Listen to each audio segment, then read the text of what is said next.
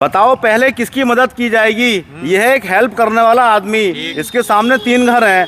पहले घर में है यतीम बच्चे, 2 यतीम बच्चे, ठीक है, जिनका कोई नहीं है। दूसरे घर में है बुजुर्ग दंपत्ति, यानी 2 हमारे बुजुर्ग दंपत्ति, बड़े बूढ़े मियाँ बीवी, पति पत्नी। और तीसरे घर में है अकेली गर्भवती महिला।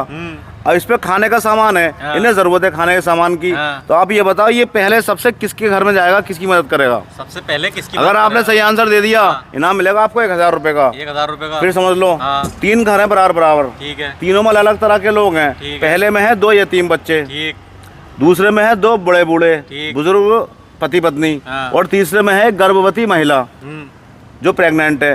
अब इन पे खाने का सामान है, लेकिन इसने सामान है एक ही घर में दे सकते हैं। तो आप ये बताओ, ये पहले कौन से घर में देने जाएंगे? मैं बताऊंगा भाई साहब।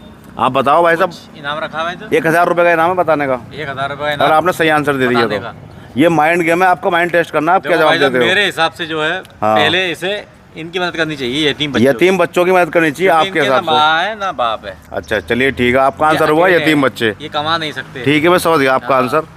बेटा आप बताओ, आपके हिसाब से इन्हें पहले खाने का सामान कौन से घर में देना चाहिए? भाई साहब सबसे पहले जो है ना जी, बुजुर्ग दंपत्ति, जो बड़े बूढ़े पति पत्नी है, उनके घर में खाने का सामान देना चाहिए। आपका आंसर हुआ यतीम बच्चे, आपका आंसर हुआ बुजुर्ग दंपत्ति। आपके 2 आंसर हो गए। अभी आप चाहें तो अपने आंसर चेंज कर सकते हैं, ये भी माने जाएंगे आपके। और बाद वाले जो आपने बताए माने जाएंगे। अगर चारों में से जो भी सही होगा उसे मैं इनाम दे दूंगा 1000 रुपए का। फिर दिमाग का इस्तेमाल करो, माइंड गेम है, सोचो समझो, बताओ ये खाने का सामान अकेले घर में देना है तो कौन से घर में दे सकते हैं, बेहतर कौन से घर में रहेगा।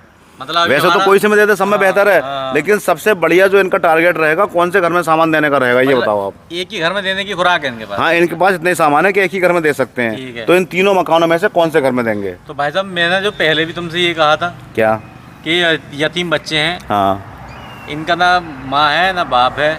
अच्छा, कमाने वाला कोई नहीं है, ये बच्चे घर में अकेले हैं। तो पहले भाई बच्चों को देना चाहिए। अच्छा, आपका दूसरा आंसर भी यतीम बच्चे ही हैं। पहला आंसर भी यतीम बच्चे, दूसरा आंसर भी यतीम बच्चे। चलिए ठीक है, आप बताओ बेटा, आप अगर चाहो तो अपना आंसर वही रहने दो इनकी तरह से, और चाहो तो चेंज कर दो, आपकी मर्जी है। जैसे हमने ये वाला बताकर दूसरा बताएंगे तो दोनों माने जाएंगे आपके। जो सही होगा उस पे इनाम मिल जाएगा। तो भाई साहब मेरा भी एक यतीम बच्चे कर दो। अच्छा, आपने आंसर बदल दिया, आपने कर दिया दूसरा आंसर यतीम बच्चे। अब 3 वोट तो मिले ऐसे, 1 वोट मिला ऐसे। भाई आपने 2 बार इसे बताया, इन्होंने छोटे भैया ने भी 1 बार इसे बताया, तो इसके हुए 3 वोट।